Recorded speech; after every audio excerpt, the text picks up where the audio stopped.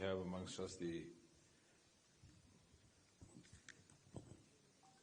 Principal Scientific Advisor, Professor Ajay Sood, Professor Abhay Karandikar, Dr. N. Kalai Selvi, Dr. Rajesh Gokhale, Professor Dr. M. Ravi Chandran, and Director General PIB. I think this is the very first press conference in this room in 2026. So we all need to compliment each other for that. And if given a choice, we could have done it yesterday also, but more for the convenience of those sitting in the audience, it was not done because the media person may not feel very comfortable coming early morning on the 1st of January. So we are here today on the 2nd. Anyway, thank you very much for sparing your time. And as you saw, these two ministries getting together to hold this briefing about the major achievements of 2025. Now, Science and Technology is a unique ministry that it has 3 secretaries instead of 1. So that is because sometimes many of our friends who are used to other ministries take some time to actually decipher what it's all about. So we have Secretary Department of Science and Technology, we have Secretary DSIR, and we have Secretary Biotechnology, Department of Biotechnology. Now, I think keeping the tone and tenor of what the media is nowadays carrying forward, as the Prime Minister also made a mention, this year has been the year of reforms, and reforms express, as is being mentioned. So if you talk of reform express, I think in a single sentence, the carry-home message would be the reform express of India is being driven by technology. And the co-drivers are sitting on the 2 sides of me. So, because all the reforms, regardless of the department, regardless of the ministries, even in governance, even in administration, have been entirely technology-driven to a lesser or greater extent, rather greater extent than lesser. So that is one thing. And that also is being possible because this government, ever since 2014, has been giving a very high priority to science, technology, innovation in every sphere. And what doesn't often occur to our mind is that if you track down the Independence Day addresses of the Honorable Prime Minister from 2014, which was his first Independence Day address as Prime Minister, down to 2025, you would find that each of the addresses is dominated by a scientific theme. In the very first address in 2014, he spoke about cleanliness, he spoke about Swachhata, which has a huge bearing on hygiene, also on the health, particularly those of the young females, and that's why he insisted on the building of female toilets, because we know the kind of morbidity and urinary tract infections, in fact, which had been affecting the younger population in this country because of the bad hygiene facilities. Then subsequently, in the very next Independence Day in 2015, he spoke about Startup India, Stand Up India. In the following address, he spoke about digital health. Then in one of his addresses, he spoke about Gaganyaan.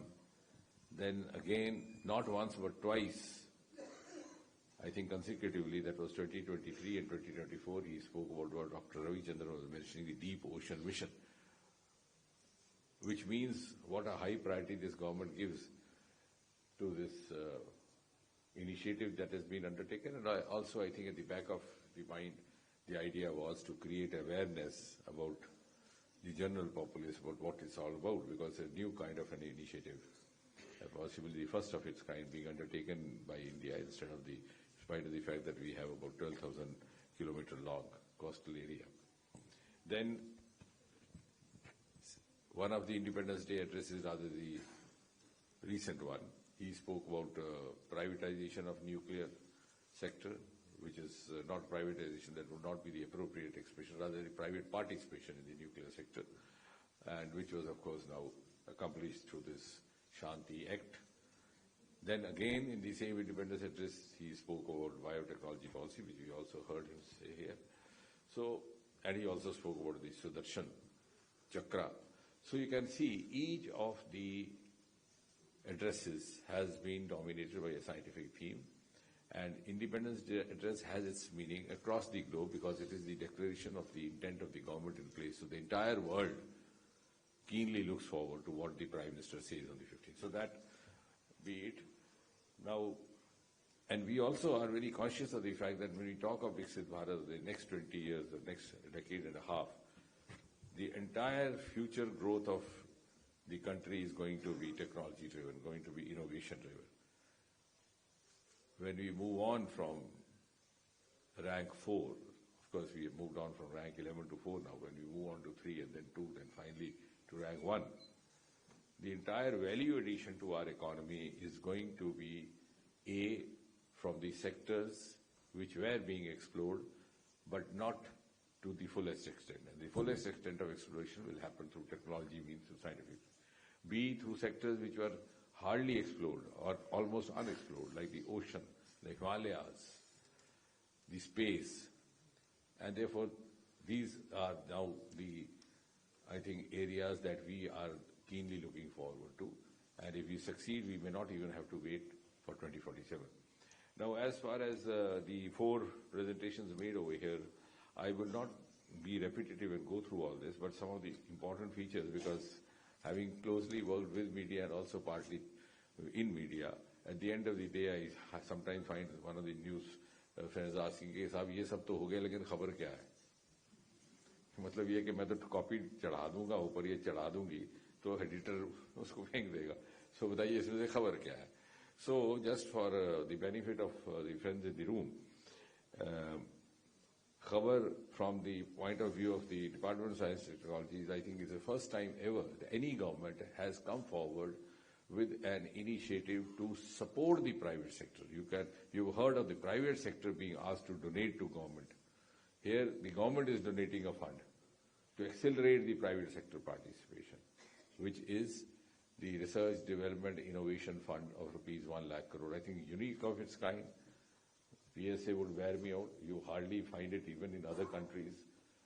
But since we are opening up in a big way to a greater integration between the public and the private sector, so therefore, with all the sensitivity and consciousness, it was realized that we have to give them an initial push in the noble hope that then finally they would take over. So, and secondly is the other news of the year is the National Research Foundation, which has been keeping in mind the Indian ethos named Anusandhan. Again, this is also distinct because not many countries have this, some of them just US, Germany, but I can say that the model that we have adopted is better than all the other models because we took about 2 years to study each of the models, and then, of course, as the PSA rightly announced, what are going to be the benefits of it? It's because general complaint was that most of the government funds were available to the first-line institutions like IITs, etc., because the parameters were such.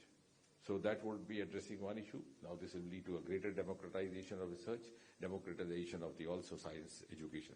And B, it will also help us change our mindset from always looking at government for every support. So almost 50-60% of the resource in the National Research Foundation is going to be from the non-government sources. I will not say private sector because no two words mean the same. It would also be the charity trust, it will be philanthropy because that culture didn't exist hitherto in this country. So the non-government sources will take over gradually the growth story of this country. So that is going to be one. National Quantum Mission, of course, important because unlike in the past where we were entering into a new domain 10-15 years later than the other countries, like it happened in case of IT, we were very late. It's now we are among the 3-4 elite nations in quantum mission. And at the same time, as he was mentioning, for the benefit of the common citizen, the students, beautiful programs like NITI, like National Initiative for Developing and Harnessing Innovation, and also with a whole of government approach, the DST department has also found its outreach in the universities and the lesser institutions, as I said, which were not getting the kind of funds that they often looked for, and they complained that the A degree, so-called A degree institutions got away with the bulk of funds. So you have the PERS program, which is also a unique one, the promotion of university research and scientific excellence, which is supporting universities, smaller education institutions across the country, also setting up incubators across.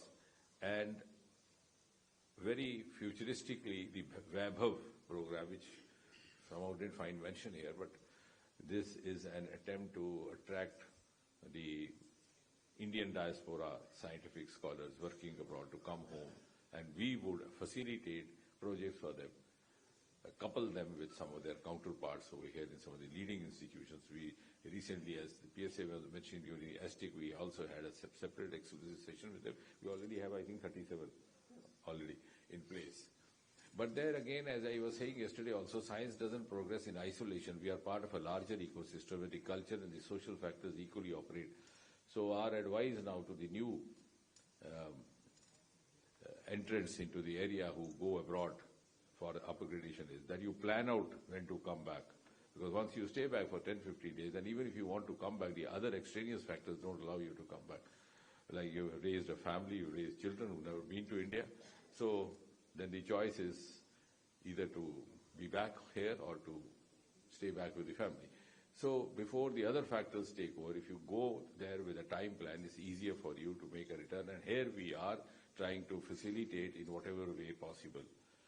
Then, as far as the CSIR is concerned, I think 3 or 4 success stories which have a global relevance. Dr. Kalai Selvi went through that picture, is the steel slag port road. In a heterogeneous country like India, we have certain regions where the work period is just about 3 or 4 months in a year. Like, for example, Northeast, most of the time it's raining, or some of the hill terrains.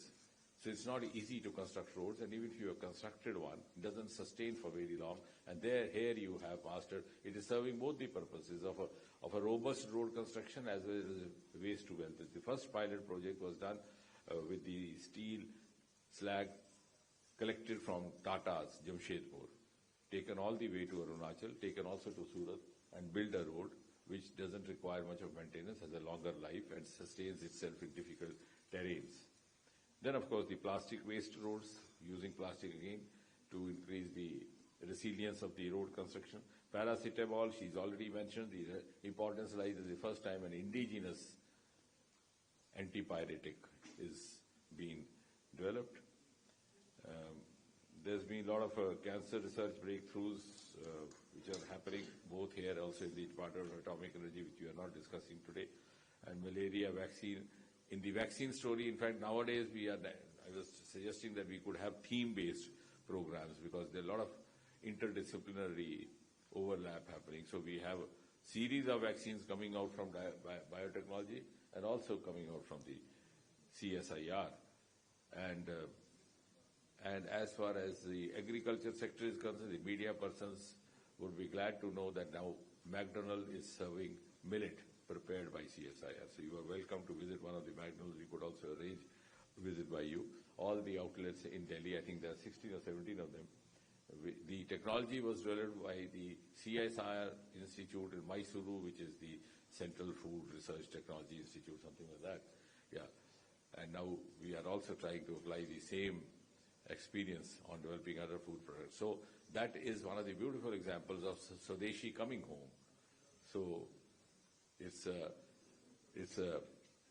Videshi adopting Swadeshi. And that is what is McDonald offering you in different preparations of the millet. The aircraft, they have come out of the Hansa. Now with the aviation sector rapidly on the expansion mode, we would require more and more of pilots. Many of the pilots have to go abroad for training because they don't have enough of flying clubs in India. If they do have, they don't have many of aircrafts, trainer aircrafts, which typically require 2-seaters. And here CSIR has taken an initiative, again in a PPP model in Bangalore, to develop such aircraft. So we are, in fact, silently also contributing, supplementing the kind of work which is being done by the other sector, the other ministries, which may not be much talked about because when it reaches there, it becomes their ownership. But the script writers are the gentlemen and the